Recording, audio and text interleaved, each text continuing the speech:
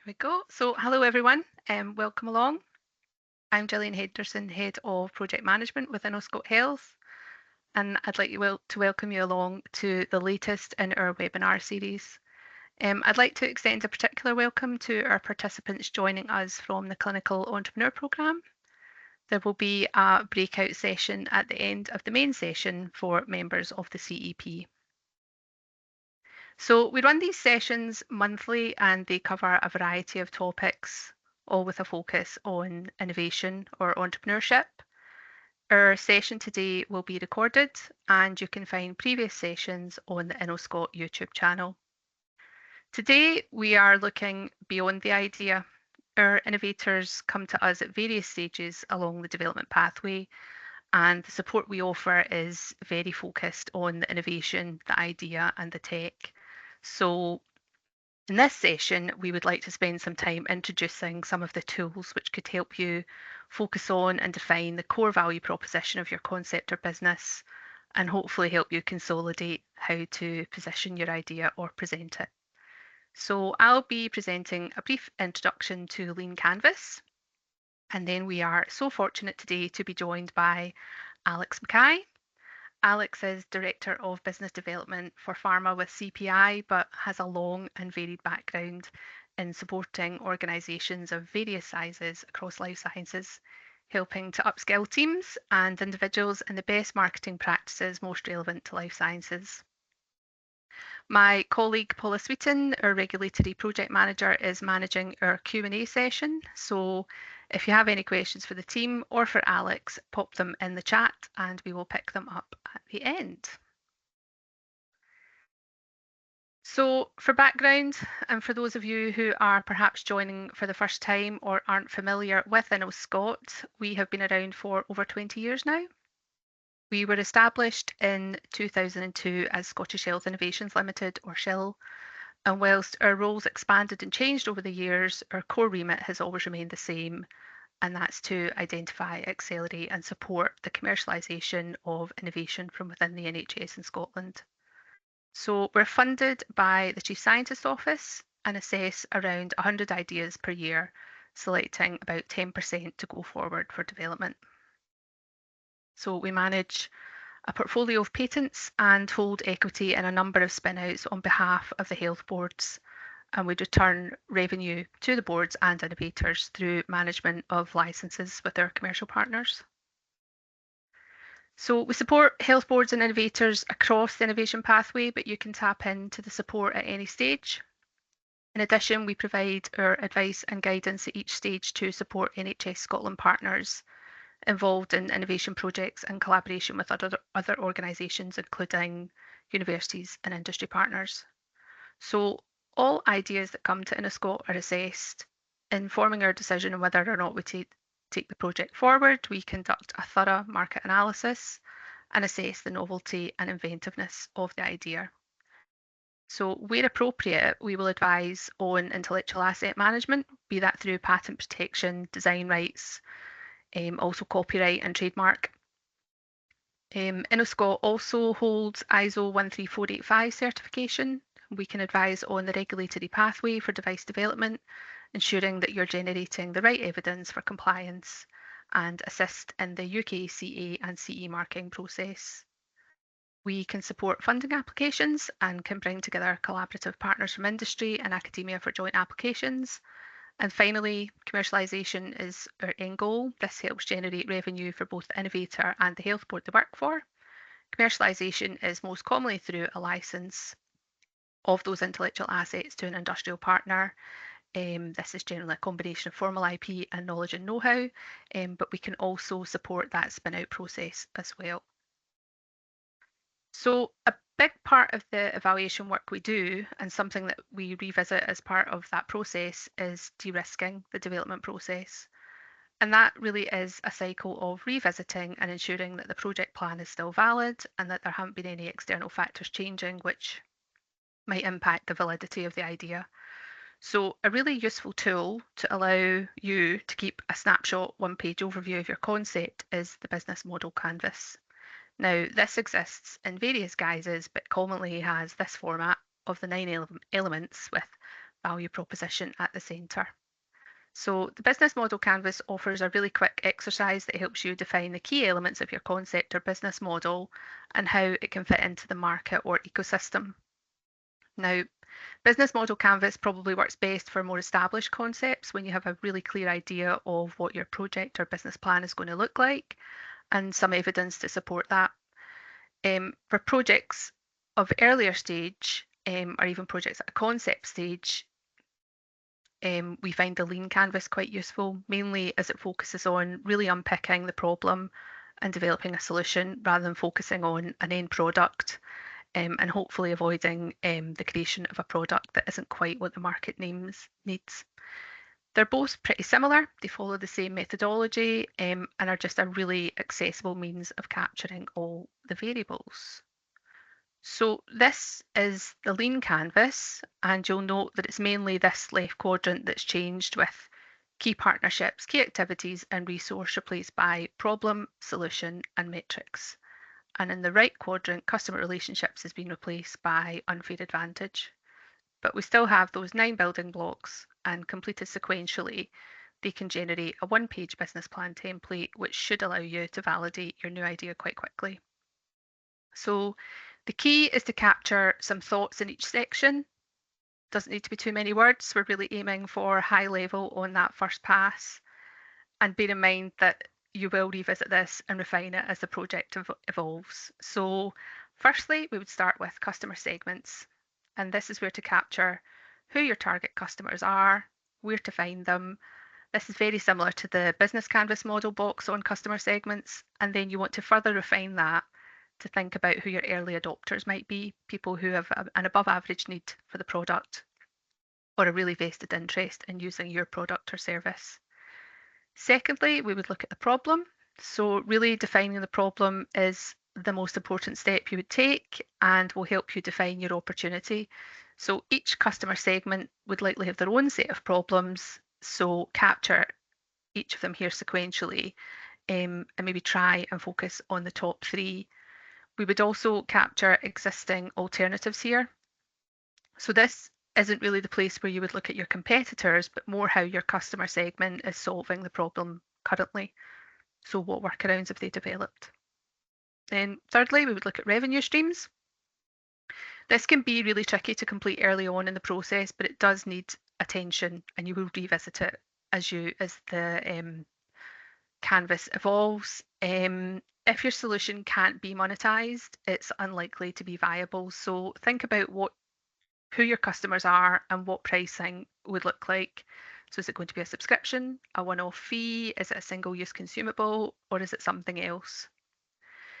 Number 4 is solution, and I would encourage you to really resist filling this in first. The danger being that you allow it to drive all the other sections.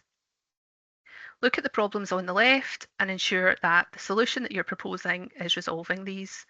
So the solution will likely have the most refinement with each iteration of the canvas.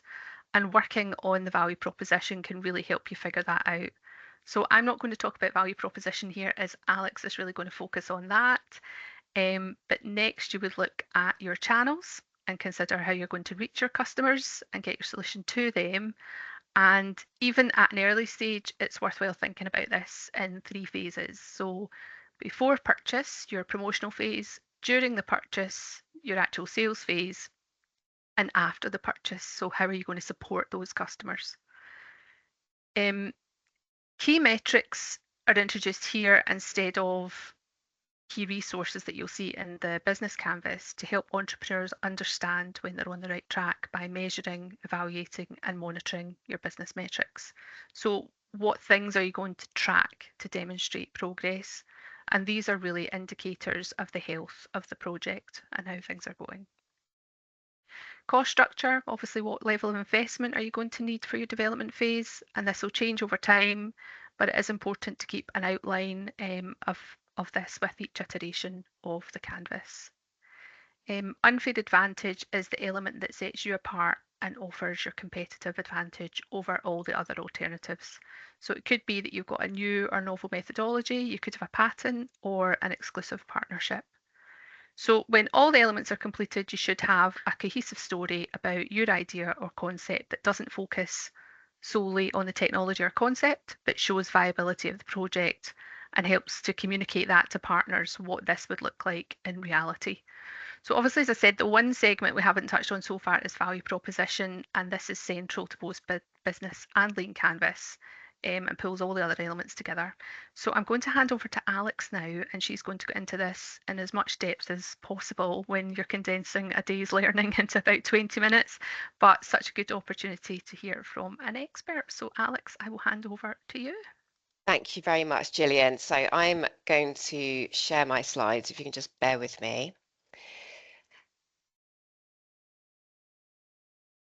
Okay, I'm going to assume that is being shared until someone from InnoScot Health shouts at me and tells me it's not shared. Yeah, I'm getting a nod That's from good now. Gillian. Yes. Good, great. So first of all, thank you very much for inviting me to this webinar. It's an absolutely brilliant subject. I jumped at the opportunity to spend 10-15 minutes to talk about it with Gillian.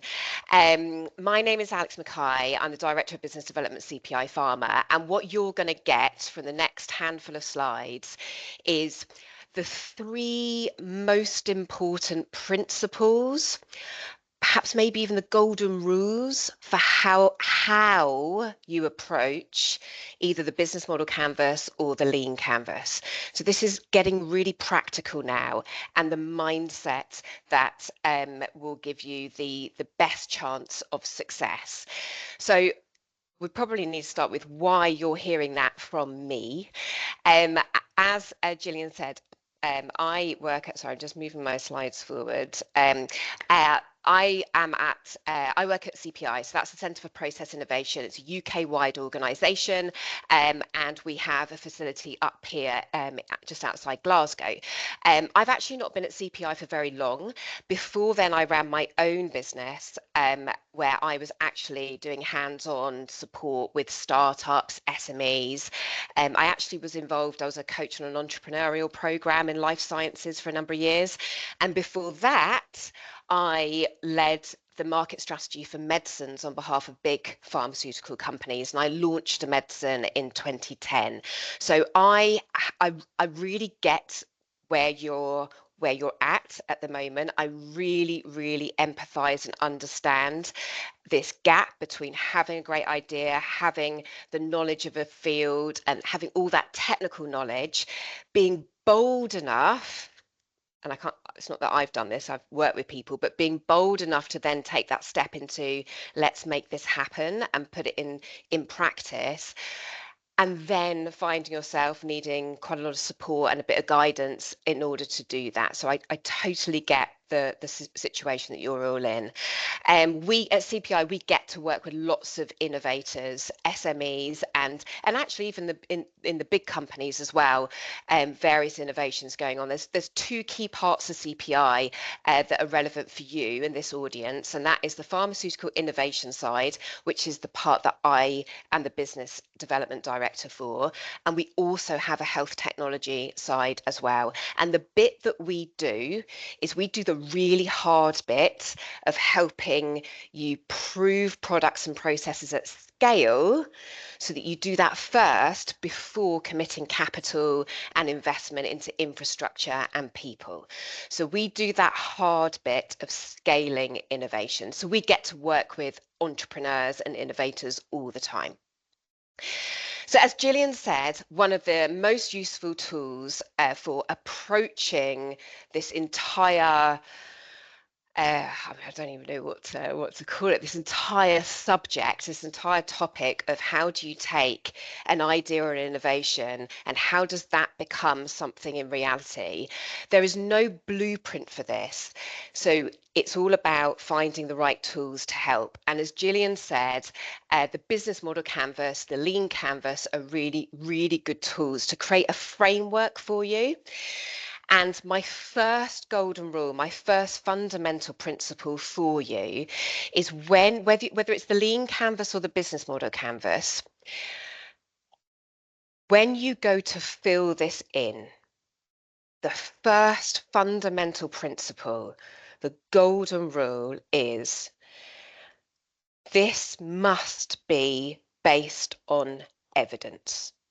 So every sentence that you put in any of these boxes from now on, challenge yourself with, where is the evidence? What evidence have I got for selecting this sentence or selecting this word to go in there? Because you could fill out a business model canvas right now. You could get all your thoughts down. It's a really useful tool for organizing your thoughts. Get it down. And that's a useful starting point. But it is simply what you've got in your head based on your own personal N=1 experience at the moment. So the mission is to have a business model canvas or a lean canvas that is complete with content that has evidence to support it. So one of the things that one of the ways I put this is every sentence must earn the right to appear in your business model canvas. Because if you put something down, if you're going to put down a customer segment, for example, or if you're going to say this is the way we're going to engage with that customer, or this is the value that we're going to communicate, those words that you're selecting and what you're putting in there means you are also eliminating lots of other options.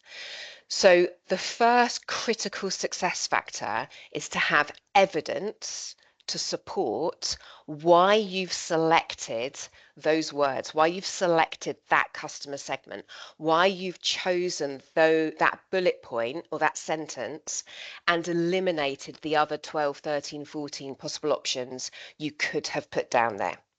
So every sentence needs to earn the right to appear in your business model. And the reason that's so important is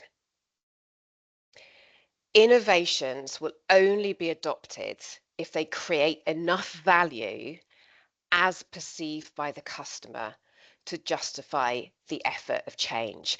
So we are moving away from technical data and the technical capability of your product or your service or the process. We're moving away from that now into the factor that is most important to any business or anything you want to get adopted. It doesn't need to be a business. Anything you want to get adopted, it will only be adopted if it is perceived to be of value by the person that gets to decide whether it's adopted or not. And the reason that value is so important is it has to outweigh the effort of making a change. And this is one of the realities of human nature, is we're actually not that, I think it's like 97% of the population don't make changes to their behavior or changes to processes, whether it's in a work environment or a personal environment. They don't make those changes until the benefits outweigh the current situation. It's almost as if the situation has to be bad enough to force that change and force that effort. So we're very, very reactive as human beings rather than proactive. So we tend to work away from things rather than working towards things. So we must always be thinking about the value of the product or the process or the service that you're developing. That value has to be perceived by the other person to be great enough to outweigh or justify the effort of change. In fact, on that note, when you're thinking about competition and competitors and looking out at other options, often the biggest competitor for you is the customer not changing and doing the same as usual. So if you're thinking like that, that is a really, really good starting point. And people, and you can go so far as to say it doesn't matter what technology you've got, it doesn't matter how clever it is from a technical perspective or a scientific perspective, the business will not work unless other people perceive the value of that technology. So let's talk about value, because the second golden rule, or the second truth in all of this, is value is only in the eye of the customer. We don't get to say what the value is of our product. We don't get to define that. That is completely less, it's less relevant compared to how the customer perceives the value. So value is only perceived by the customer. It's not what we think anymore. It's not what it should be. It's not what it could be. It's the reality of what how the customer sees your product, service, or process. And what I can say is it's directly related to a number of things. So that value, as perceived by the customer, is directly related to their context and their circumstances. It's directly related to what the customer is trying to achieve right now, what success looks like for the customer, the challenges the customer is experiencing that is limiting them to achieving that success. Actually, is directly related to specifically how the customer is experiencing that challenge. Is it something they can just let go and move on with and adapt to, or is it something that is having a massive impact and is causing huge frustration for themselves and the team? And it's also directly related to that impact, not just on the function of what everyone, the team or the individual is able to do, but actually it's directly related to how that makes them feel and the psychology of things, and then their ability to contribute to a bigger picture. Is it holding them back? Is it giving their team a bad reputation? All of these elements will directly impact what value that customer will perceive in a potential solution.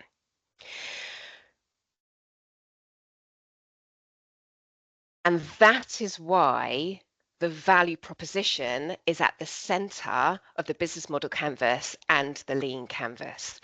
So the big practical advice here is to start with understanding this. So the starting point is to prioritize specific types of customers.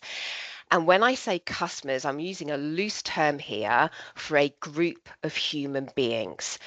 Another golden rule is a customer is not an organization.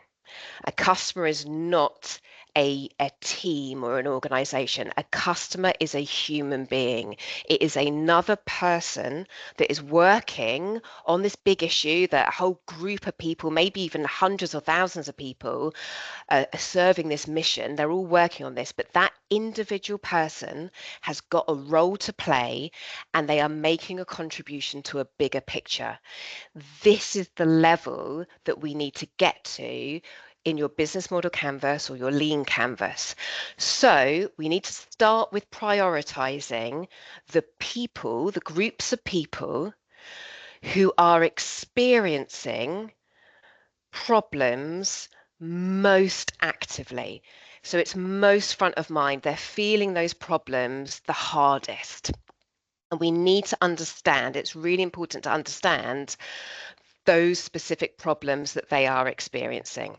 And just to sort of put this into context, it's going beyond a macro principle, a big principle. So it's going beyond the sort of large, big issues in healthcare, such as cancer, or such as diagnosing something. It's going beyond the big principles that everyone agrees we need to do better at. And it's getting into who are the people working on different elements of this and what hurdles are they hitting along the way to them making the contribution that they are supposed to be making towards this part of the mission. That's the level of detail where value will be found in your product or service.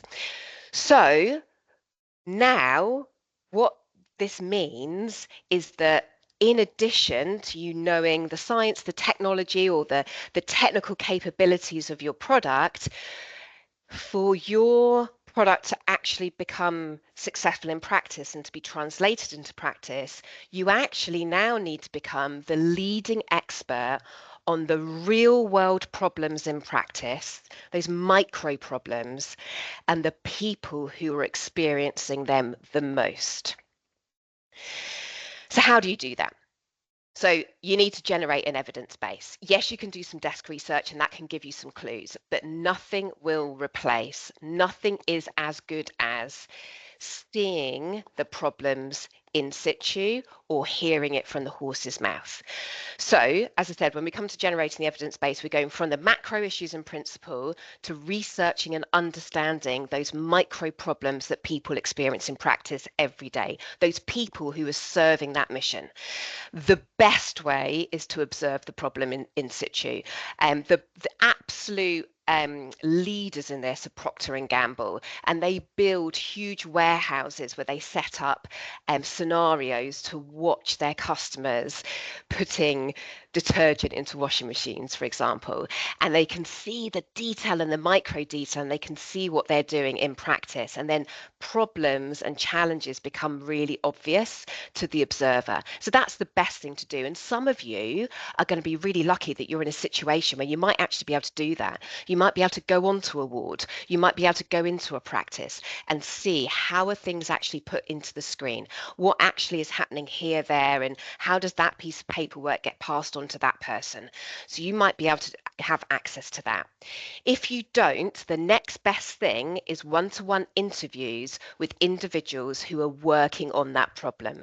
And I'm giving you here my key questions to interview and to ask the why and ask the other person to expand on those responses that they give you.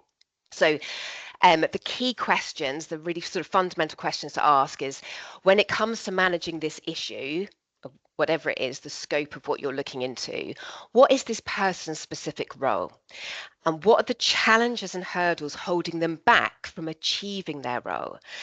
How have they managed these problems in the past? Because, by the way, that's a really, really useful indicator of whether there is perceived value in a solution here. Have they put effort and money into trying to solve this problem in the past? If they haven't, why not? Maybe they don't see value in a solution. What impact have these problems had on them and their role? And then what would eliminating that problem enable them to do or move on to? What's the next thing they could move on to? And when you've interviewed enough individuals, and I always say try and get into double figures. And actually, as you start interviewing, you might realize actually there's a couple of categories. There's maybe 3 categories of people, and you need to get into the double figures for each of those. But now is the time to do that. So once you've done these interviews, the task is to identify, categorize, and prioritize the groups of people who are experiencing the problem most actively. And then when you've got this evidence and you've got this insight from the reality of the problem, the next step is to communicate that value. And the trick here is to communicate the value of your product or service in that context of the customer. So for those people who are experiencing the challenges most actively, you would articulate the exact person you're speaking to, the role or task they're responsible for, the most significant challenge they're experiencing. And then once you've set this scene, you've acknowledged their context, then you can just give them the specific thing your product will enable with 1 to 3 facts that support that claim. So that's what a value proposition should communicate. And I've just got a couple of examples here that paint a little bit of a picture, or could show you in reality what this might look like. But the golden rule here is to be specific to each customer, use their language, and then select the 3 most meaningful product facts about your service that match that context really precisely. So we're talking real precision communication here. Now, some of you might be thinking right now, well, how do I do this for lots of people? Does this mean I'm going to have more than one value proposition for my business? And the answer is yes. best practice is you will have a specific value proposition for a specific category of customers, so that you can be really specific to their context, use their language and select the most meaningful facts about your product. So that is best practice, to have specific value propositions.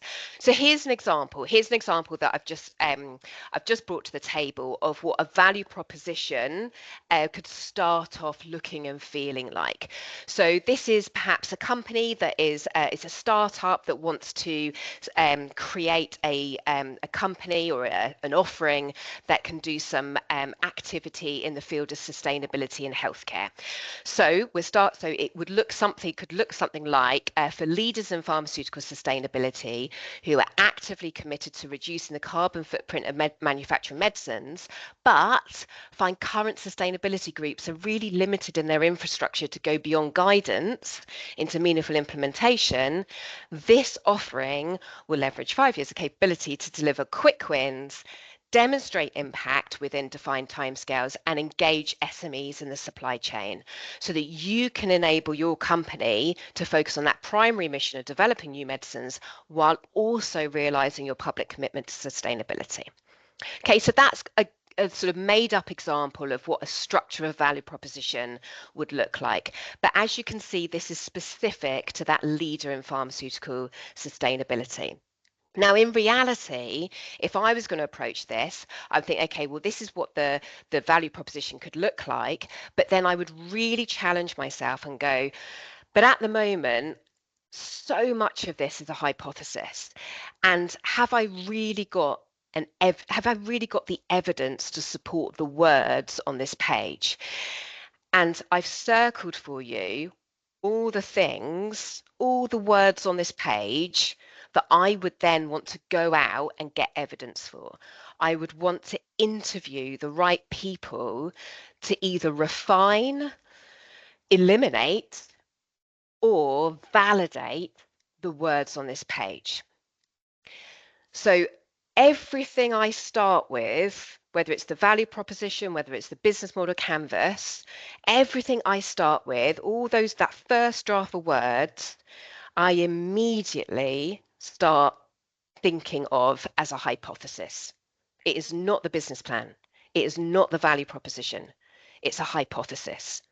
And then I break it down into individual elements, each one a hypothesis in its own right. And then I ask myself, right, how can I validate that I want to talk to leaders in pharmaceutical sustainability? How can I actually refine that? How can I find out, actually, is this a more specific role? Is this 2 or 3 roles in a pharmaceutical company? Is it for carbon footprint, or is it something else that they're working on? Is it packaging? Is it quick win projects? I don't know. So I will really challenge myself and ask myself, which are the things that I know for a fact because I've got evidence from the horse's mouth, and which are the things that are currently hypotheses? And I'll make sure I'm really clear between those things. And the last example I want to leave you on is a real world example from a GP that I had the privilege of coaching a few years ago. I think it was during COVID, who had developed a product. And I'll recommend that you go and have a look at his website. It's called Bide. The product's called Bide. And what I love about his website is you will see that, and I've selected a couple of things here to give us some good examples of good practice here. There isn't actually much information about the technology at this stage. The opening sentences are about the customer, and what Dr. Tom Adler, who's a GP, realized through doing this process was, even though he made the device for the elderly or the frail person who was at risk of falling, the person who would make a decision to buy it was the loved ones who were worried about their frail family member who was living independently at home.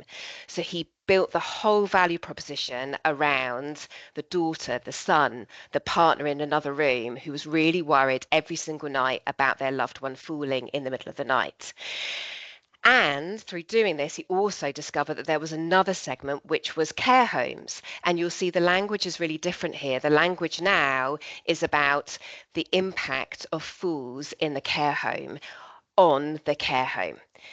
So I encourage you to have a look at his website, because he's probably very similar to many of you. He was a GP, he wanted to make a difference, he had an idea and he wanted to put it into practice, and he sells these products to this day. So he has absolutely done that journey, but he's a brilliant example of being really specific about the customers he's prioritized and talking in their language before bombarding them with information about the product.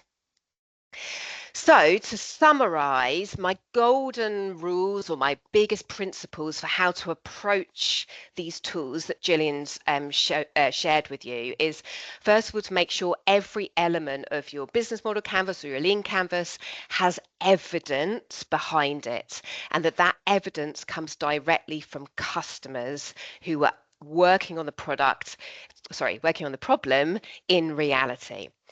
Remember that that's because value is only in the eye of the customer. It's not what we think, it's in the eye of the customer. So you've got to become that expert on who are the people working on this problem and what are the issues that they are facing. And then prioritize the people who are experiencing the problem the most, because they are the ones that are most likely to see value in a solution that is worth them making the effort to make a great big change. And I'm going to leave you, before we go into Q&A, with one tip. I just listened to it the other day. I've got a podcast that I highly, highly, highly recommend you listen to. At least listen to the first 45 minutes. It is one of the most wonderful conversations that articulates this small handful of slides that I've introduced you to today. It is on Diary of a CEO with Stephen Bartlett, one of my favorites, so I'm being a bit biased here. But he's interviewed a chap called Josh Kaufman. So if you search on Spotify, it's Josh Kaufman, and Stephen Bartlett's named the podcast The Shocking Link Between MBA and Career Success. And it's basically about, you don't need to do an MBA, it's a real world MBA, and here are the principles. And it is the most wonderful 45 minutes I have ever heard of a conversation, getting into the detail and illustrating what we mean by these principles that I've just communicated. So I will stop there, and I know that I've probably gone over time, so I will stop there and just wonder if there's maybe a couple of minutes for any questions, Gillian.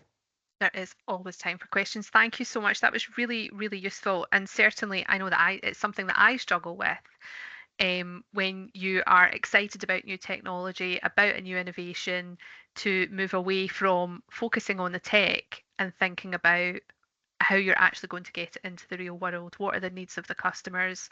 And it's just that shift in mindset. So that was so much information in a really short period of time. Thank you so much. So I'm sure we've got lots of questions. Paula? Thank you. Okay, so we've had some questions come in. I'll just kick off with the first one here.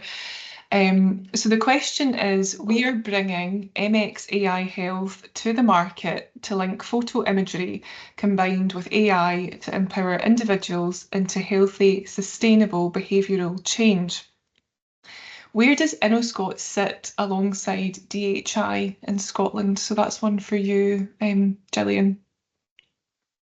So DHI are one of our partners. We work alongside them on different, and it's really on a project by project basis. We all sit alongside one another in the sort of innovation support landscape. If you're not already in touch with DHI, it would probably be useful to get in touch with them, but equally you can reach out to one of the InnoScot team, and we can have a look at the type of support that would perhaps be most beneficial and work out who's best to deliver that. If that's okay. Thank you. Yep, all of the contact details for everyone who works at InnoScot are on our website, so please feel free to get in touch. We've got some other questions that have come in here. There's one that's quite specific, I think, for you, Alix, and it is that you have wide experience working with small enterprises, startups, and also multinationals. Have you found that there are any common themes when upskilling people who work in these organisations in the best marketing practices? Yes, and I will say that the big multinational organisations, corporations, are not immune to these issues. So, and to illustrate this, I'll tell you a couple of very, very short anecdotes. So when I first started in the pharmaceutical industry, I was in a sales role. We had, so I go visiting healthcare professionals and doctors, explaining about how our medicines worked. And we had this for the medics on the line. We sold an ACE inhibitor, and the ACE inhibitor was different to the competitors because it was 24 hours, and it had the longest half-life. And that was our messaging: 24 hours, 24 hours. And then we got some evidence. We got all this data, this endpoint data about reducing MIs, reducing strokes. And I used to, it was a long time ago, this is about 20 odd years ago, where the NHS had its first major restructure where the decision making went into, it was PCTs at the time, for those of you who might have been around then.